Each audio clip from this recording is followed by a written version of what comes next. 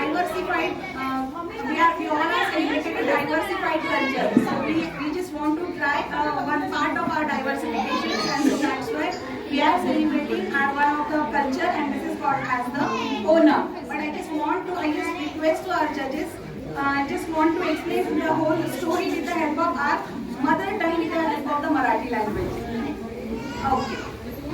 सगळ्यात महत्त्वाचं म्हणजे सगळ्यांना नमस्कार. आणि आज आपण इथे सगळे जमलेलो आहेत ते एक आपल्या भारत संस्कृतीचा एक खूप सुंदर असा कल्चर डिस्कस करायसाठी, आणि त्याचं नाव आहे ओणम. ओणम हा मोस्ट प्रोबेबली किंवा शक्यतो केरळमध्ये मल्याळम लोकांचा हा एक फेस्टिवल आहे, आणि तोच फेस्टिवल आपण सगळे मिळून आज सेलिब्रेट करणार आहोत. आणि महत्त्वाचं म्हणजे एक गोष्टीच्या फॉर्म मध्ये मी तुम्हाला सांगणार आहे की हा कल्चर आपण का फॉलो करतो. तर इथे माझी पूर्ण टीम इथे आहे, आणि टीम सोबत आमच्याकडे काही छोटे लहानगे पाहुणे आहेत, ज्यामध्ये महत्त्वाचा रोल प्ले करणारा जो आहे तो महाबली किंग महाबलीचा एक रोल प्ले करणारा पार्ट, आणि दुसरा अवतार आहे आमचा वामन अवतार. ओणम हा केरळमध्ये सेलिब्रेट करणारा सण आणि उत्सव आहे, जो मोस्ट प्रोबेबली शेतकऱ्यांसाठी खूप मोठा उत्सव आहे. हार्वेस्टिंग, फूड हार्वेस्टिंग किंवा क्रॉप हार्वेस्टिंग साठीचा आपण हा सण मोठ्या दिमाखाने इथे साजरा करतो. आणि साजरा करण्यामागे दोन उद्देश आहेत. एक तर नवीन पीक आलेला असतो म्हणून, आणि महत्वाचं म्हणजे इथे वामन अवताराची स्टोरी आपल्याला या ओणम फेस्टिवल मध्ये सांगितलेली असते. तर पहिल्यांदा आपल्याकडे या केरळमध्ये पहिला महान राजा असा होता, आणि त्या राजाचं नाव होता महाबली. हा महाबली खूप महत्वाचा आणि खूप मोठा दानवीर होता. त्याच्या दान देण्यामुळे आणि त्याच्या भक्तीमुळे देव पण खूप घाबरलेले होते, की त्यांना असं वाटत होतं की स्वर्गावरती पण महाबली तर राज्य करणार नाही.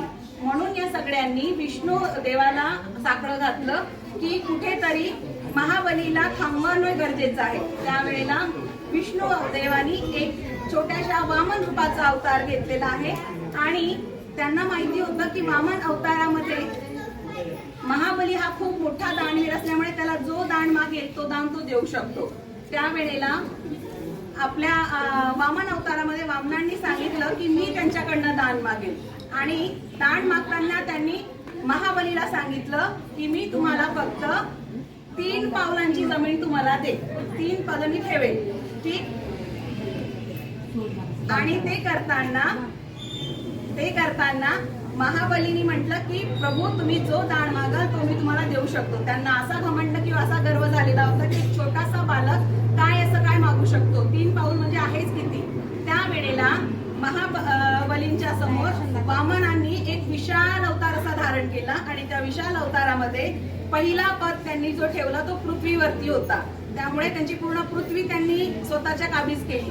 दुसरा पाऊल त्यांनी ठेवला तो आकाशावरती ठेवला, आणि मग त्यांनी विचारलं की हे महाबली आता मी माझं 3रा पाऊल कुठे ठेवू. त्यावेळेला महाबलीचा गर्व तिथेच उतरला, आणि त्यांनी स्वतःला सांगितलं की प्रभू तुम्ही तुमचा 3रा पद जो आहे हा माझ्या मस्तकावर ठेवा. आणि अशा रीतीने महाबली जो आहे त्यांच्या मस्तकावर पद ठेवल्या क्षणी ते पाताळामध्ये गेले, आणि तेव्हापासून पाताळावरतीच महाबलींचं राज्य होतं. पण त्यांच्या धैर्यावरती खूप प्रसन्न होऊन विष्णूने सांगितलं की एकदा तरी वर्षातनं तू इथे पृथ्वी तलावावरती येऊ शकतोस, आणि तोच दिवस म्हणजे ओणम म्हणून सेलिब्रेट केला जातो.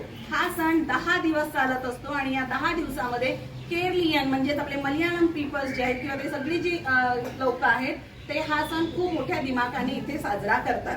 आणि अशा प्रकारे ओणम हा फेस्टिवल वामन अवताराची स्टोरी सांगून इथेच थांबते.